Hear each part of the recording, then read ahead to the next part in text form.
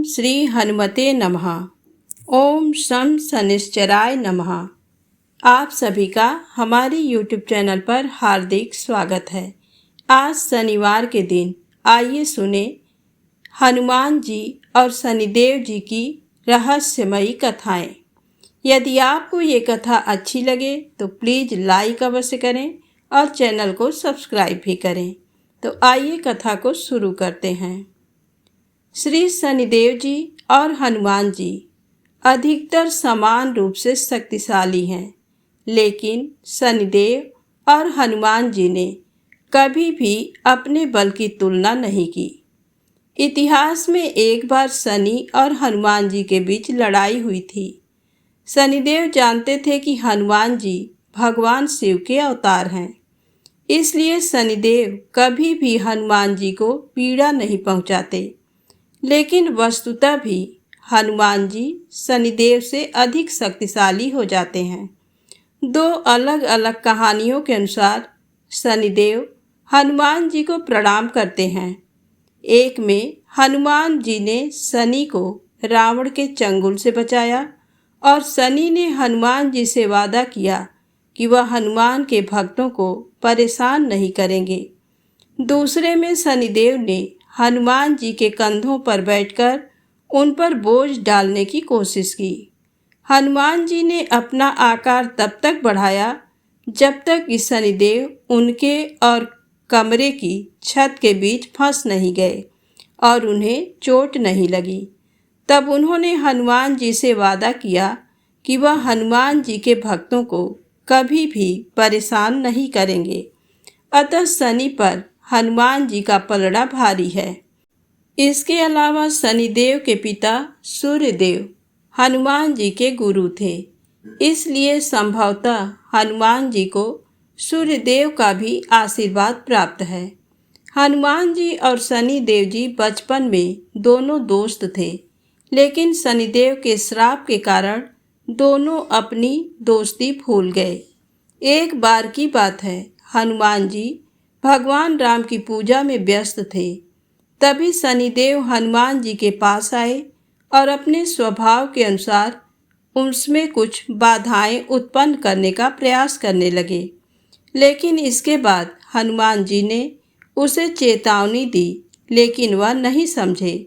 तब हनुमान जी उन्हें अपनी पूंछ में पकड़ लेते हैं और अपनी पूजा जारी रखते हैं और बाद में वह इधर उधर कूदने लगते हैं और इस दौरान शनिदेव उनसे रक्षा नहीं कर पाते और बुरी तरह घायल हो जाते हैं। बाद में हनुमान जी ने उन्हें रिहा कर दिया। तब भगवान शनिदेव ने उन्हें वचन दिया कि वह कभी भी उनकी पूजा या किसी भी कार्य में बाधा उत्पन्न नहीं करेंगे। शनिदेव ने हनुमान जी से तेल मांगा। तब भगवान हनुमान उन्हें तेल प्रदान करते हैं। इसके बाद शनिदेव बहुत प्रसन्न हुए और उन्होंने ब्रह्मांड को वचन दिया कि यदि कोई भी भक्त मुझ पर तेल चढ़ाएगा तो उसकी मनोकामना पूरी होगी। शनिदेव के पिता सूर्यदेव भगवान हनुमान के गुरु हैं। शनिदेव का अपने पिता से झगड़ा होता है, लेकिन सूर्यदेव ने अपनी बहुत सारी शक्तियाँ हनुमान जी को देकर उन्हें महावीर बना दिया है। शनिदेव को क्रूर और क्षमा न करने वाला स्वभाव का माना जाता है, जबकि हनुमान जी भगवान शिव की तरह अत्यंत क्षमाशील हैं। शनिदेव का जन्म अग्नि से हुआ है, जबकि भगवान हनुमान का जन्म वायु पवन पुत्र से हुआ है। ऐसा माना जाता है कि शनिवार को तेल नहीं बेचना चाहिए। हालांकि उसी दिन भगवान हनुमान को तेल चढ़ाना शुभ माना जाता है। रामायण में शनिदेव को रावण ने बंदी बनाकर रखा था। एक ऋषि ने रावण को बताया था कि उसकी कुंडली में ग्रह ऐसी गति कर रहे हैं जो अच्छा संकेत नहीं है। ऋषि ने विशेष रूप से उल्लेख किया कि रावण की कुंडली में शनि तबाही मचा रहा है और उसका परिणाम विनाश होगा। अहंकारी और निर्दयी राजा होने के कारण रावण ने ऋषि से कहा कि उसके जीवन में किसी ने भी उत्पात मचाने का साहस नहीं किया है। रावण ने ऋषि को बताया कि यम ने भी उसके सामने आत्मसमर्पण कर दिया है। जहाँ तक शनि का सवाल है तो रावण उनके घर गया और उनसे युद्ध किया। फिर उन्होंने शनिदेव को पकड़ लिया और उन्हें बंदी बना लिया। इसके लिए सभी देवता, नाग और किन्नर रावण की मूर्खतापूर्ण हरकत पर हंसे, क्योंकि वह स्वयं शनि को अपने घर में लाया था। देवताओं ने यहाँ तक कहा कि रावण को कोई नहीं बचा सकता, क्योंकि शनि की कुदृष्टि उस पर लगातार बनी रहेगी। इस घटना को रामायण के सुंदर कांड के एक भाग के रूप में देखा जाता है। हनुमान जी द्वारा लंका में आग लगाने के बाद वह अपने पिता पवन देव को प्रणाम करते हैं और भगवान राम के पास जाने की अनुमति मांगते हैं, ताकि वह उन्हें माता सीता के ठिकाने के बारे में बता सकें। पवन देव हनुमान जी से कहते हैं कि जाने से पहले उन्हें लंका में एक और महत्वपूर्ण कार्य करना है। हनुमान जी पूछते हैं कि क्या काम है, तो पवन देव उन्हें बताते हैं कि रावण ने शनि देव को बहुत पहले से कैद कर रखा है और उन्हें उसके पंजों से छुड़ाना जरूरी है। पवन देव हनुमान जी से कहते हैं कि ये कार्य कोई और नहीं कर सकता। आदेश का पालन करते हुए हनुमान जी उस स्थान पर जाते हैं जहां शनिदेव को बंदी बनाकर रखा गया था। वह शनिदेव को छोड़ देते हैं और हाथ जोड़कर प्रणाम करते हैं। शनिदेव कहते हैं कि वे हनुमान जी से बहुत प्रसन्न हैं और उनसे जो भी मांगना हो मांग लेने को कहते हैं। तब हनुमान जी अपने भगवान राम और माता जानकी के शीघ्र मिलन के अलावा और कुछ नहीं मांगते। शनिदेव हनुमान जी से कहते हैं कि ये केवल हनुमान की इच्छा नहीं है, बल्कि संपूर्ण ब्रह्मांड की इच्छा है। इतना सब होने के बाद शनिदेव हनुमान जी से कहते हैं कि आपने हमें निर्दयी और अहंकारी रावण के पंजों से बचाया है, इसलिए उन्हें हमेशा संकट मोचन कहा जाएगा। इसके अलावा शनिदेव हनुमान जी से कहते हैं कि जो कोई भी हनुमान के नाम का जाप करेगा वह शनि के प्रकोप से सुरक्षित रहेगा। हनुमान जी के भक्तों पर शनि जी सदैव शांत रहेंगे। यही कारण है कि जिस किसी पर भी शनि की महादशा या 7.5 चल रही हो, उसे भगवान हनुमान से प्रार्थना करने के लिए कहा जाता है। जो कोई भी हनुमान जी के सामने झुककर समर्पण करता है, उसकी कभी हार नहीं होती और उसे शनिदेव के प्रकोप से शीघ्र मुक्ति मिलती है।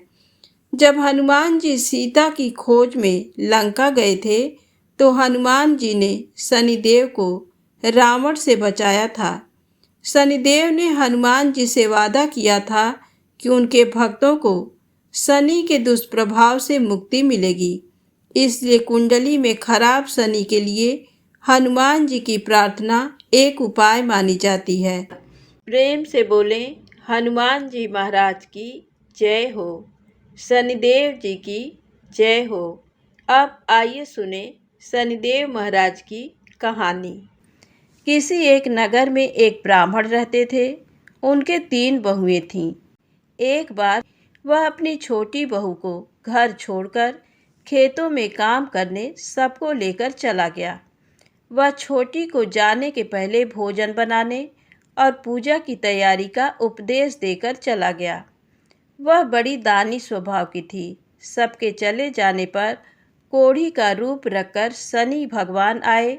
उन्होंने तेल उबटन लगाने के लिए कहा, फिर नहाने के लिए गर्म पानी मांगा और फिर पेट भर खाना मांगा। उस दानी स्वभाव की बहू ने उनके कहे मुताबिक सब कुछ कर दिया। उन्होंने खूब डटकर भोजन किया और पत्तल को मोड़कर छप्पर में खोस गए। शाम को परिवार के सभी लोग आए। सभी चीज़ें तैयार थीं, केवल खाना कम था। पूछने पर पता लगा कि बहू ने एक भिखारी को खिलाया था। ब्राह्मण ने उससे असंतुष्ट होकर दूसरे शनिवार को बड़ी बहू को घर में रखा और सब लोग खेतों में काम करने चले गए। उसी भांति शनि भगवान आए और वही सब मांगा, पर बड़ी बहू ने कह दिया हमारे यहाँ कुछ नहीं है। शनि देवता ने कह दिया तो ऐसा ही हो, और चले गए। वापस आने पर ब्राह्मण ने देखा कि कुछ भी तैयार नहीं था और भोजन गायब हो गया था। अगले शनिवार को मझली बहू को घर पर रखा और उसने भी बड़ी की तरह ही किया। शनि देवता ने उसे भी वैसा ही शाप दिया और चले गए। चौथे शनिवार को फिर छोटी बहू को रखा गया। उसने पहले की ही भांति शनि देवता के आने पर किया। शनि देवता अपनी जूठी पत्तल छप्पर में फिर खोसकर चले गए। घर वापस आने पर सबने देखा कि घर अच्छी अच्छी चीज़ों से जगरमगर हो रहा है। रसोई में नाना प्रकार के व्यंजन, मिठाई, पकवान बने हुए रखे हैं। सबको बड़ा आश्चर्य हुआ कि निर्धनता में भी ये सब कैसे बन गया। बहू ने बतलाया कोढ़ी आया था, उसकी कुछ सेवा कर दी थी और भोजन करा दिया था। ब्राह्मण समझ गया कि शनि देवता आए थे, उन्हीं की कृपा से ये सब हुआ। उसने अपना घर देखना शुरू किया तो छप्पर में खोसे हुए पत्ते मिले जिनमें हीरा जवाहरात भरे थे। बहू ने बतलाया ये तो भिखारी की जूठन है। शनि भगवान की कृपा से उनके घर में धन संपत्ति भर गई। हे शनि देवता, जैसे छोटी बहू पर कृपा की वैसे सब पर करना। कहानी कहने वालों पर भी, कहानी सुनने वालों पर भी। प्रेम से बोलें शनिदेव महाराज की जय हो। आइए सुने शनिदेव महाराज की दूसरी कहानी। किसी देश में एक राजा राज्य करता था। उसने अपने नगर में एक बाजार लगवाया। दूर दूर से सौदागर बुलवाए और डुग्गी पिटवा दी कि बाजार उजड़ने पर जिसका जो भी माल नहीं बिकेगा उसे राजा खरीद लेगा। सौदागर बहुत खुश थे। जिस दिन किसी सौदागर का कोई माल नहीं बिकता, राजा के आदमी जाते और उचित मूल्य देकर खरीद लेते थे। एक दिन एक मतिभ्रम लोहार एक लोहे की शनि देव की मूर्ति बनाकर बाजार में बेचने के लिए ले आया। भला शनि मूर्ति कौन खरीदता। हमेशा की भांति बैठ के उठने पर राजा के आदमी उसके पास पहुँचे और मूर्ति खरीदकर राजा के पास ले गए। राजा बड़ा धर्मात्मा और प्रजा पालक था। राजा ने बड़े आदर से शनि देव की मूर्ति को महल में रख लिया। रात में जब राजा सोया हुआ था तब उसने देखा कि एक तेजोमय नारी उसके शरीर से निकली और द्वार की ओर बढ़ी। राजा ने पूछा कौन हो। नारी मूर्ति बोली राजन, मैं लक्ष्मी हूँ, तुम्हारे घर से विदा होती हूँ। अब तो तुम्हारे घर में शनि का वास है, हम दोनों एक साथ एक जगह पर नहीं रह सकते। लक्ष्मी जी चली गईं, पर राजा ने नहीं रोका। शनि देव को आश्रय देकर वह उनका निरादर नहीं कर सकता था, और फिर जाने वालों को कौन रोक सकता है। थोड़ी देर में एक देव पुरुष निकला और द्वार की ओर बढ़ा। राजा ने पूछा आप कौन हो। देव पुरुष बोला मैं वैभव हूँ। राजा ने उसको भी जाने से नहीं रोका। इसी प्रकार धर्म, धैर्य, क्षमा आदि अन्य गुण भी एक एक करके राजा के पास से चले गए, पर राजा किसी को नहीं रोका। अंत में जब सत्य जाने लगा तो राजा ने पूछा तुम कौन हो देव पुरुष। सत्य बोला राजन, मैं सत्य हूँ। राजा ने लपक कर उसके पांव पकड़ लिए और बोला सत्य देव, तुम कैसे जा सकते हो। तुम्हारे बल पर तो मैंने सबका तिरस्कार किया है। मैंने तुमको आज तक नहीं छोड़ा और आज भी मैं तुम्हें नहीं जाने दूंगा, और तुम ही मुझे कैसे छोड़ सकते हो। सारे संसार को छोड़ सकता हूँ पर तुम्हें नहीं। सत्य लाचार होकर रुक गया।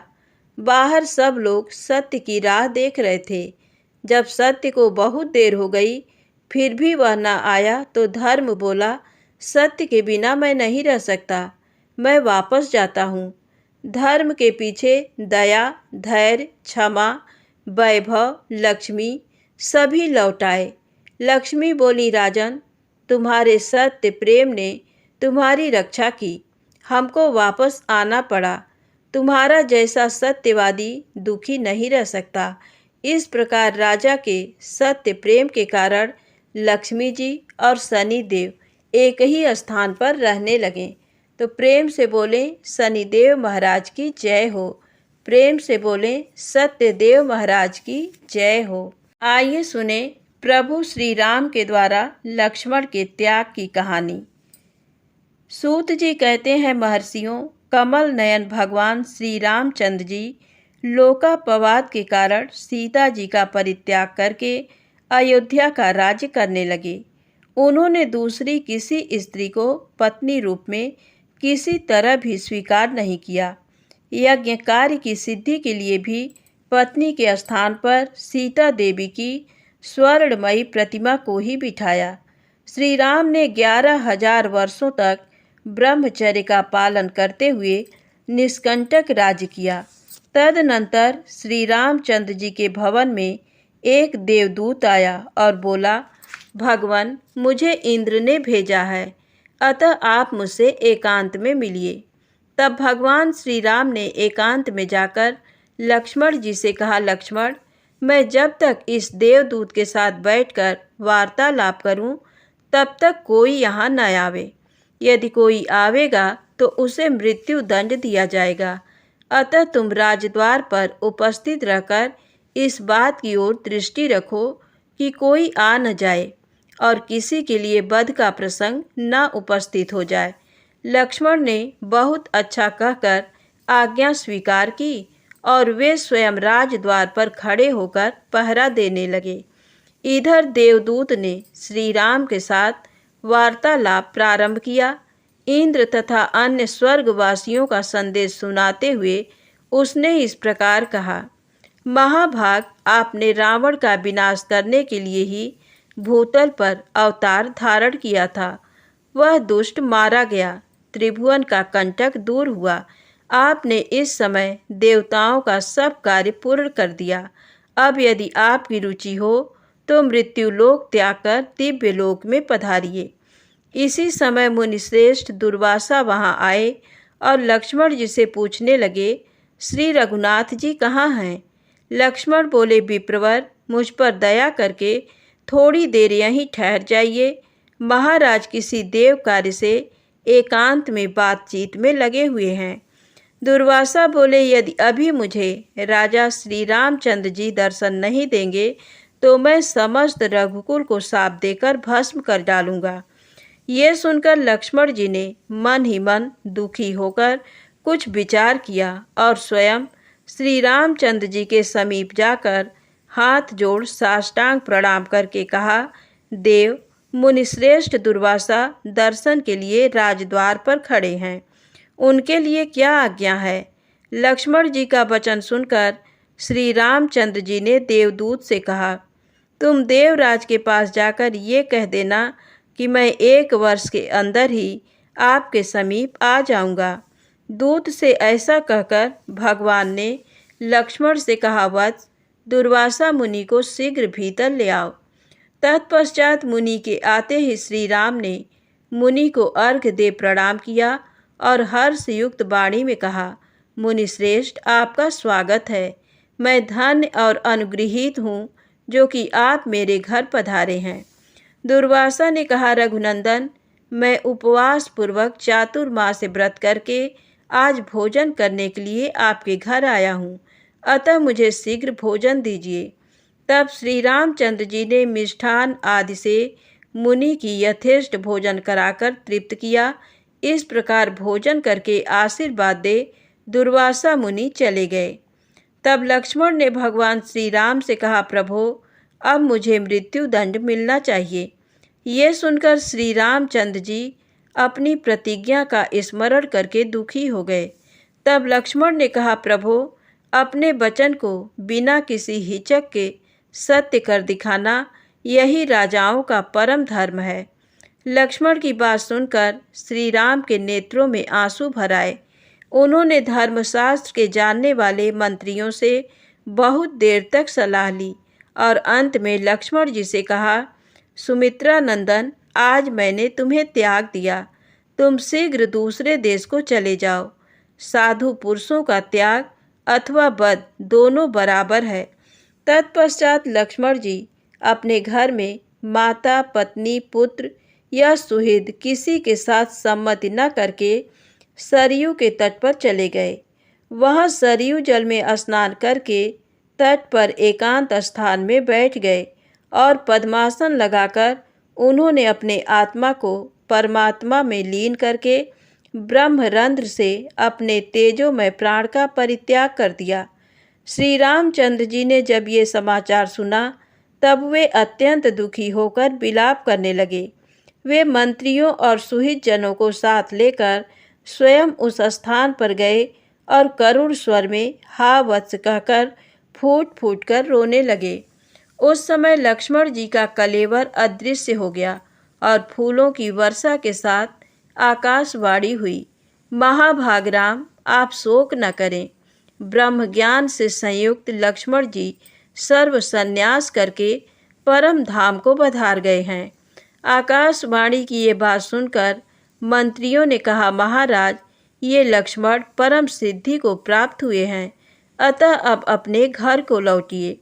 राज्यकार्य की चिंता कीजिए और श्रेष्ठ ब्राह्मणों से पूछकर अपने स्नेह के अनुरूप उनका पारलौकिक कृत्य, श्राद्ध, पिंडदान आदि कीजिए।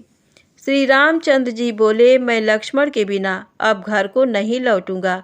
यदि आप लोगों की रुचि हो तो मेरे प्रिय पुत्र कुश को राज सिंहासन पर बिठाइए। ऐसा कहकर श्री रघुनाथ जी ने परम धाम पधारने का विचार किया। तो प्रेम से बोले, प्रभु श्री राम की जय हो। दोस्तों, यदि कहानी अच्छी लगी हो तो प्लीज़ लाइक अवश्य करें, चैनल को सब्सक्राइब करें, शेयर करें। जय माता दी, जय भोलेनाथ।